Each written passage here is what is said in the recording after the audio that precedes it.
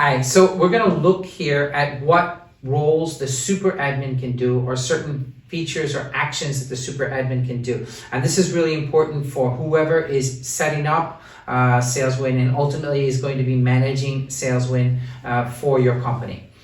So first thing we're going to look at is this sensitive action report, which is right here. So let me just click on that and show you. Basically, in this section, we are able to see any sensitive actions that have been taken. And a sensitive action is a deletion or a deactivation of either the lead, the user, or a pipeline. But I mean, obviously, this is something you would want to look at from time to time. And you can see what he has deleted or deactivated. Now, I'm just going to show you in this section right here, which is the recycle bin. So in the recycle bin, any lead that has been deleted will appear right here. Okay, so for example, this gentleman, Mohammed Rafiq, was deleted by Andrew Pereira, and you get the time. Now you can, at this point, restore that user if you feel that it was a mistake or it shouldn't have been done, right? Or you can give a call to Andrew and ask him why he did that, right?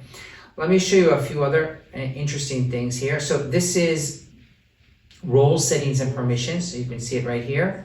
So when you go into role settings and permissions, now this is really for the super admin. So it'll be the owner of the company, the CTO, or maybe the sales manager who will be running this. Now, the super admin can allocate roles for the admin, the pipeline manager, and the user. So those three things. So the admin would generally be, let's say if it's the owner of the company, the admin would be the sales manager, right? And then the pipeline might be his assistant manager, and the user would be salespeople. So let's just look at the admin. So the admin has all of the rights except for the role setting, right? But if you wanted to change that, you could just click here and click on update permissions. And so on and so on. So the pipeline manager might have less things, so you can decide whether they can view, add, edit, or delete. So for example, you might want the pipeline manager to be able to edit the tags, right? View, add, but you might want him to edit as well, but not to delete, for example. So those are things that you have complete control on. When you just click on update permissions, that permission has been updated to that type of user. Let me just take you through the lead status settings. Now this is another really cool little tool that you can use to configure your sales pipeline. So here you have all of the statuses, right? So a raw lead is any lead that hasn't been assigned to a pipeline. An unassigned lead is a lead that hasn't been assigned to a user or a salesperson, etc., etc. But just down here at the bottom, it says mark leads as frozen. So mark as frozen if an action remains overdue for. So imagine in your pipeline, there's an action that has to happen and you want that action to happen within, let's say, 3 days. So you would select it here. So you can do it 1 day, 2 days, up to 7 days, right? So let's say you wanted it up to 2 days. So you want that action to happen within 2 days. If not, it's frozen and you're alerted, or the sales manager is alerted. The same thing here. If there's no new action within a certain number of days. So let's say if you had put it at 2 days, you can put it maybe at 4 days, right? So that's quite a useful tool for the sales team to use to be able to make sure that leads don't get stuck or lost or forgotten.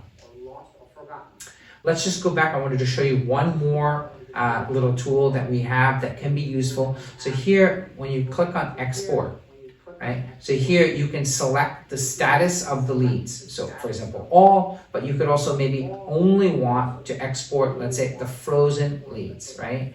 Then you can select which pipeline it is, right? And you can also select a date range. So for example, you want to know all the frozen leads between the 1st of January and the 27th of February, for example, right?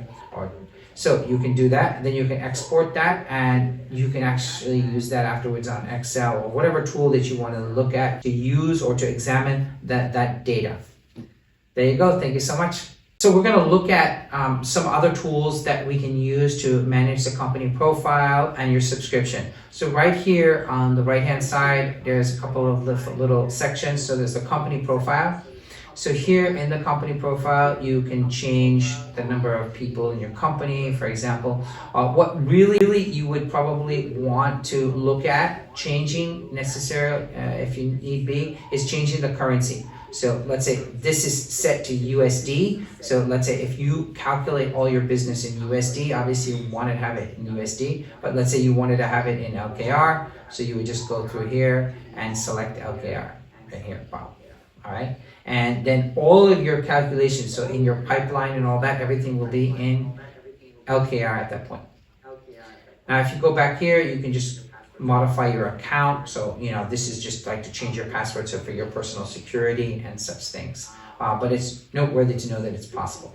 If you have any need for help, we do have a support center. So we have some articles and videos which can help you with any issues that you might be facing. But you could also submit a support request if you've encountered a bug or anything like that, or you need to make a suggestion.